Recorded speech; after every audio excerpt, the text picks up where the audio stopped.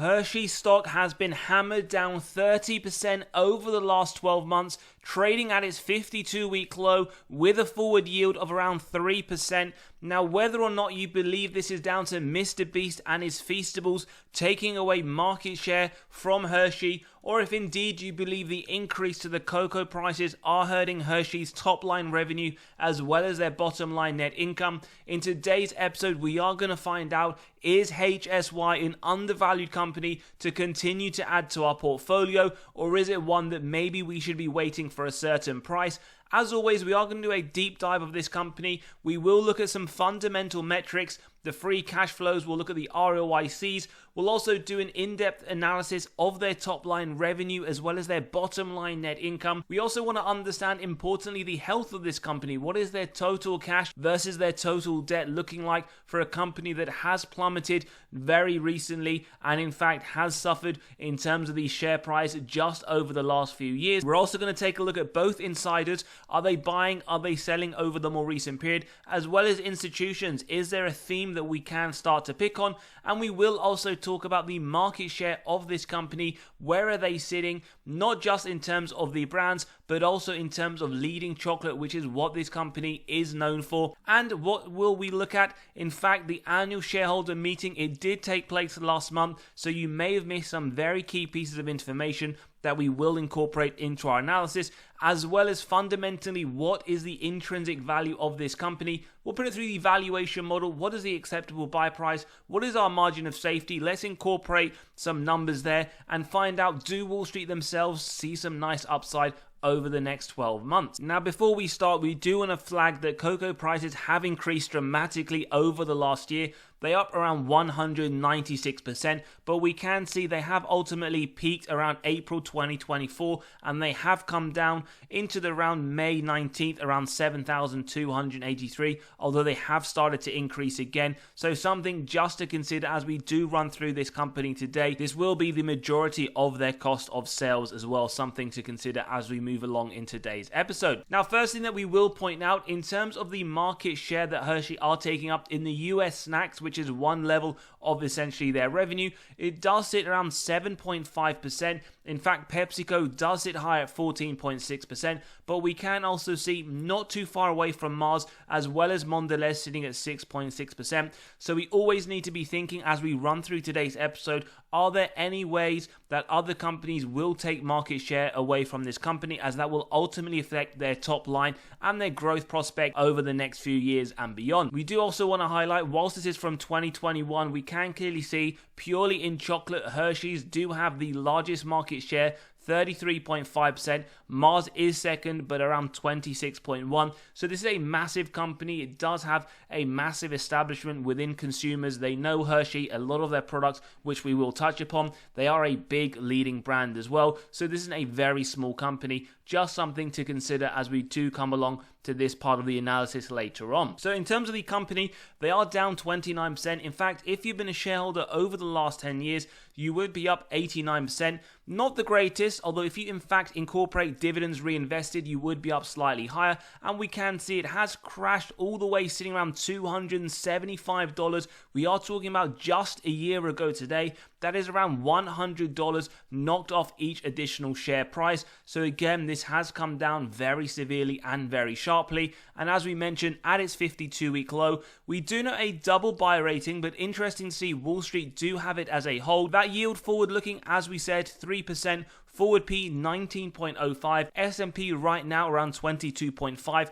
but as always we will bring in the relevant sector P to comparison as well. So moving on to the numbers now, this is typically a company that has grown their top line consistently over the last 10 years, and what we always want to see is a minimum of 3% to 4% just to include or keep up with inflation. 7.4 billion in 2014, 11.2 billion in December 2023. So we can already see it has grown its top line by around 50% over the last 10 years. And again, consistent increases year on year. What will be interesting later on in the episode, we will see what the percentage is, just to understand whether or not they're at least at a minimum keeping up in line with inflation. Bottom line, well, 847 million in 2014. The latest annual accounts, 1.9 billion. So that is nice to note. Whilst they have increased their top line, 50%. They have more than doubled their bottom line, and their bottom line, again, very similar, has been increasing consistently over the longer term. Granted, we do see one or two inconsistencies, but overall it is moving in the right direction,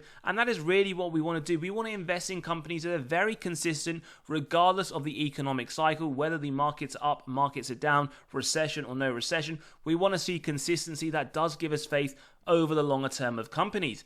In terms of the health check, well, total cash short-term investments, 472 million in 2014, 520 in that latest quarterly report.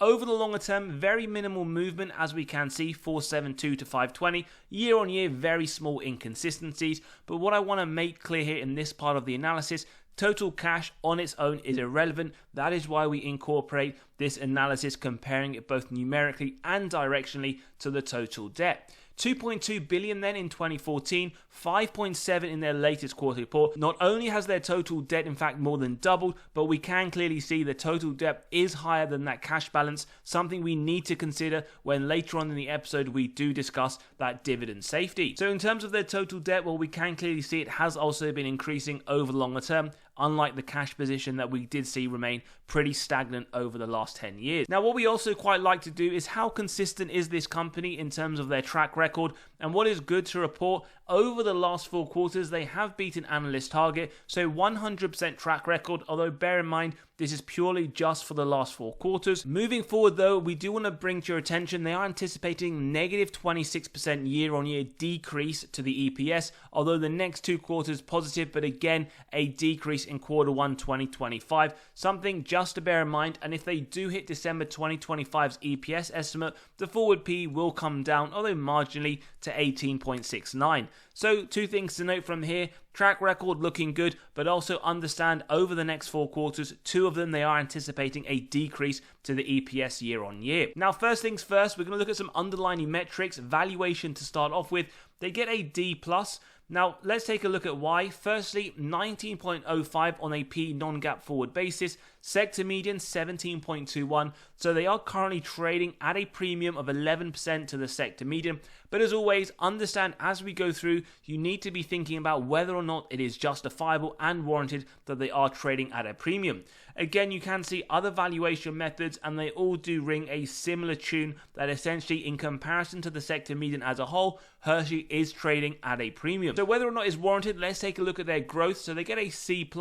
Firstly, year-on-year increase, mid-single digit at 6.42, sector median 2.75. So straight away we can see Hershey over the last 12 months has grown quicker than the sector median. On top of that, although I would say marginally, they are expecting growth to be 4.49, 3.55 from the sector median, so again, marginal increase to the sector over the next 12 months. But what is very interesting to note, over the next 5 years, they are anticipating that earnings per share to increase low single digit, 2.65, sector median 8.08. So we can already start to see now why they did get what I would call a fairly poor growth grade. Yes, top line looks good. Yes, forward looking also looks good, but earnings per share, essentially the amount of earnings that each share you are paying for is generating, is very, very low, as we can see, 2.65, 67% in fact lower than the sector median. So not that great. Again, we will incorporate this when we do come to our margin of safety, but again, just bear that in mind for the later analysis.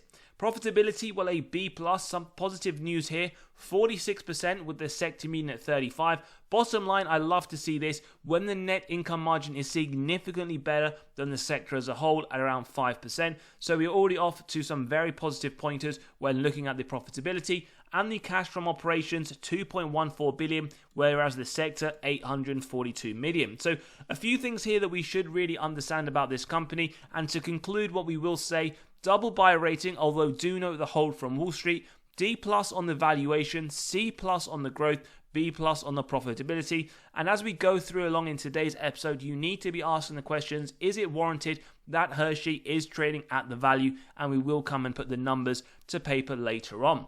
In terms of how they've performed against others, General Mills, Kraft Heinz, Danone, Kellanova, Tyson Foods, all big names out there in the industry, What you will notice is Hershey is down 27%, but that's not what we're really alluding to here. Just look at the other companies as well. Pretty much every single one other than Danone as well as Tyson are down, so it is an issue the industry as a whole is having, where they are having a negative performance. Over the last 5 years, what story do we tell? Well, interestingly enough, Hershey is the best performing, up 47.2%, although marginally higher than General Mills, GIS, as we see. Over the last 10 years, Hershey, again, may be surprising given how far they have fallen. They're up 137% by quite some distance, the best performing over the last 10 years. So remember, it is always good to zoom out. But what we will want to say that rings true, holds true all the time, past performance is not an indicator of the future. We just add this as one level of our investment thesis. But do remember, they could perform a lot better, even a lot worse. Now, what we're looking at here is comparing it to the S&P over the last 10 years. And as always, why would you even bother investing in any individual company? Like, why would you even bother if you think that, one, it can't outperform the S&P over the next 10 years and beyond, and two, if it historically hasn't done? Now, what's quite interesting with Hershey, over the last 10 years, it has underperformed 137% when the S&P is at 180. But what I will point out here, there was quite a significant time, as we can see, where in fact they had significantly outperformed the S&P. But over the last 10 years, we do know after the fall, they have underperformed. Over the last year, that also holds true. Quite a significant distance between the two. And over the last 5 years, again, a very similar story. So pretty much the S&P has outperformed Hershey historically. Do let me know, though, maybe you believe that moving forwards, Hershey will be able to, like it had done up to not too long ago, outperform S&P. Now, what we'll take a look at now is the dividend safety score. Now, they do get an 80, so it does look to be safe. Market cap 37 billion. It is a large cap company, but what we want to point out, it was reaffirmed just last month that their safe score stays. Therefore, a dividend cut does look to be unlikely. Now, in terms of the last recession, how did they perform? Well, in fact, they maintained the dividend during the 07-09 Great Recession. They didn't cut it, but they also didn't increase it. Pretty much flat recession sales, but that was above the average of the S&P. That did come in around -12, and they also had a recession return -30, so significantly outperformed the S&P's -55. And one thing I personally quite like from this company is the dividend growth. Double digit this year, double digit over the last 5 years, double digit over the last 20. Also, on top of that, they have increased those dividends over the last 14 years, whilst paying a dividend for the last 94 without a reduction. Now, in terms of dividend yield theory, for those that are new to the channel, it states a company is undervalued when the current yield is above the 5-year average. So right there, we have our first severe undervaluation signal, 3% versus 2.03 on the 5-year rolling. And again, on the forward P, 19.2, we can see well below the 5-year 24.3. Although we do note it is marginally higher than the consumer staples sector P of 17.8. And as always, we never look at any of these models in isolation. We will conclude towards the end. Now, do understand we do focus on the free cash flow, as earnings is susceptible to manipulation by management through accounting. Below 70% when we want to be industry specific. My personal blanket rule, 60%. Pretty strong over the last 10 years. It has been fairly low, below 60% nearly every single year.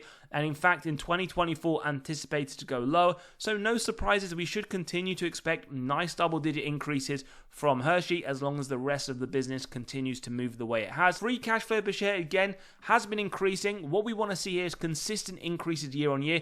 Now, you may not get massive consistency, but over the longer term, this is very nice growth. And again, over the next 12 months, expected to move in that same direction. In terms of sales growth, now remember earlier when we did talk about this, we wanted to see 3 to 7%, ideally 3 to 4 at a bare minimum, just to keep up in line with inflation.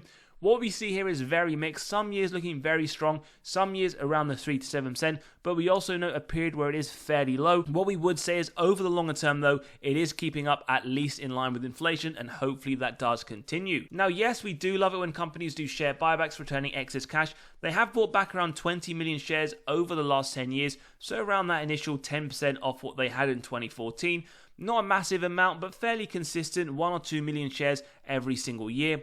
And in terms of the ROIC, As always, return on invested capital, one of the most important metrics to understand. 10% or more or 12% or more for consumer staples. Give us faith, management are able to effectively allocate their capital. Now what we see here, it is pretty strong, pretty high, even in the last few years in the mid-20s, and even though it has been decreasing, we like that from 2018 it has fairly stabilized. These are some very strong numbers, 28% on a trailing 12-month basis. Again, potential investors will consider this very, very attractive based off on that metric. Next margin, well then operating is what we are looking at, 16% or more, not only consistently above, operating efficiency going from 20% in 2014 to 23% in 2023. And we also note consumer staples 7% or more, and that is what has been hit 9 of the last 10 years for Hershey, looking very solid, 14% in the more recent year. Now, one of the most important metrics for that dividend safety, none other reason because it does correlate to that as well as balance sheet strength, is the net debt to EBITDA, earnings before interest, tax, depreciation, amortization. With these numbers that you can see below here, referring to the number of years it would take the company to pay off all of their debt net of cash on hand. Below 4 is what we want to see. Below 4 is exactly what we get to see. 1.49 in 2023. Very, very strong balance sheet. 1.67 anticipated next year. So it is below the 4. And in conjunction with the free cash flow payout, we can clearly see here now the dividend does look to be safe. Now we do just want to point out we have released our latest free weekly article. If you want to gain access to this or any other articles, all completely free, click on that pinned comment below. For example, if you want to see all the websites, the resources that we use, the screeners, this is a great article, or one of our more recent articles on 12 high quality undervalued dividend stocks. Again, this is your go-to. Now then we move on to insider ownership. Now 0.29%, 6 insiders have been selling over the last 12 months for a total around $24 million. Now what's quite interesting to note, the more recent sale was in Q2 of $586,000, but you would have to go to around Q2 of 2023 to see the latest large sale that we clearly see here. So what we would say is over the more recent period, very minimal insider selling, and if you do want clarity over who is selling and when, we can in fact see here the more recent one, 23rd of May, the CFO did sell 1,500 shares for a total of $307,000. Now, our opinion here is that because it is very minimal in terms of the more recent ones, this isn't a bearish signal. Again, personal financial reasons why these insiders sell, but as always, the information is there, transparency is there, so you can come up with your own conclusion. Now, institutional ownership, 58%, 12.54 billion worth of sales by the institutions over the last 12 months, but much less buying, 4.73 billion over the same time period. But what is quite interesting to note here, a massive sale by institutions in Q4 of 2023. But we see here in Q1 it picks up. It is the opposite. We have a lot more buying than selling, 1.12 billion versus 243 million. As always though, do bear in mind, do your own due diligence, never copy institutions. But what we can see is, even though the institutions have been selling more over the last 12 months, the recent quarter, Q1 of 2024, we see a significant amount more buying than selling. Now, before we get into the valuation, let's take a look at their latest annual stockholder meeting. A few slides that we just want to draw to your attention. First one here is, now over the last 10 years, they have increased their top line by around 3.7% year on year. What we want to point out about this is pretty much in line with inflation, so don't expect over the next 10 years anything massive from this company. Again, we will probably very likely see inflationary increases over the longer term. In terms of their earnings per share, double digits, so that is fairly strong, something that we would like to see continue, as that is very nice to note. Although we did see that when we looked at the growth metrics over the next 3 to 5 years, they are anticipating low single digit, so again, something to factor in. And we can see nice free cash flow as well at 11%. We then want to point out they are bringing out more products which are entering their top 10 portfolio. We can see their number 1 at Reese's, and number 2 the Hershey's brand, Kit Kat. But we also note, and as they have highlighted here, Skinny popcorn as well as their pretzels have broken into their top 10 sales, and we can see over the last 5 years it has been increasing by 6.8%. We then move on to essentially looking at their growth in terms of the numbers, in specifically relating to chocolate and sweets. We can see a 4% CAGR, which is pretty much in line with their total revenue as a whole. As we highlighted earlier, don't expect anything much larger than inflationary increases year on year. In terms of though looking at other categories where there is massive growth, we do look at the popcorn as well as the pretzels, and that is some high single digits CAGRs as well, which is always great. CAGR referring to the compounded annual growth rate. And finally, when we take a look at where the growth is anticipated, in fact, the blue, or the light blue we should say, is the last 10 years. Looking at the next 4 years, We can also see the darker blue where there is massive growth expected to continue in India, Brazil, as well as Mexico. With Western Europe, we do see it go from 0% to 4%, which is what they are hoping for. Now, before we jump on into the valuation, we want to take a look here at what is expected to continue for this company. Again, pretty much what we highlighted here, inflationary increases to their top line, and with their earnings per share, in fact, they are lowering this to what they saw over the last 10 years, going from 10% to 6 to 8%. Now, this all draws us to the conclusion, which is the valuation model. And if you have been enjoying the content, values being provided, smash that like button, hit that subscribe and bell button so you are continually notified of these videos as they drop. So let's jump into the first valuation model. We have the multiples model, companies in a similar sector and size that we reviewed earlier. Their PE multiples, the average multiplied by the EPS of Hershey, an intrinsic value of $174, giving us an overvaluation signal. Just bear in mind though, we're not looking at any of these models in isolation. We will conclude towards the end. Then we have the dividend discount model with the yearly dividends. As we can see here, their growth rate has been very, very strong, although we want to be a lot more essentially conservative with our estimations. This does still give a very nice undervaluation signal, intrinsic value $231. We then move on to the DCF model where we have the free cash flow year on year, average growth rate just under 18%. We have gone conservative 10%, roughly in line with analyst targets as well as management's estimations. Discount rate at 8%, we get the present value of future free cash flows and terminal value, add together with the cash, subtract total debt, get to the equity value, divide by the shares outstanding, and as we can see here, another undervaluation signal, concluding with 2 undervaluation and 1 overvaluation. The intrinsic value here is the average of these 3 models, and don't forget, by clicking on the pinned comment below, you can grab a copy of this model, getting to both intrinsic and acceptable buy price of companies in your own portfolio, as well as those on your watch list. Margin of safety, as always, we start off with 10%. We execute if it meets the 3 criteria: wide moat, strong financial metrics, good forward-looking data. If you believe that for Hershey, we'll buy up to $188, and then we keep going till it's near the current trading price. And what we can see in today's episode, it isn't at a 15% MOS level just yet. You'd have to wait for $177, so it is sitting between a 10 to 15% right now, and a lot of people will want to see a larger MOS level at 20%, around $167. Now, for me personally, this is one I do hold in my portfolio, and it is one I will continue to add, but I will wait for at least a 15% MOS level before continuing to dollar cost average in, so around a $177. As always though, let us know your thoughts in the comments below. As we said, it is holding at least a 10% MOS level. And in terms of Wall Street, well, they see a price target of $207, not too far off our intrinsic value. They see implied upside of 13%, and as we said at the beginning of the episode, 2 analysts giving it a buy, Wall Street, however, giving it a hold. As always, let us know your thoughts in the comments below. If you've enjoyed today's episode, smash that like button, hit that subscribe and bell button, and we'll see you all on the next one.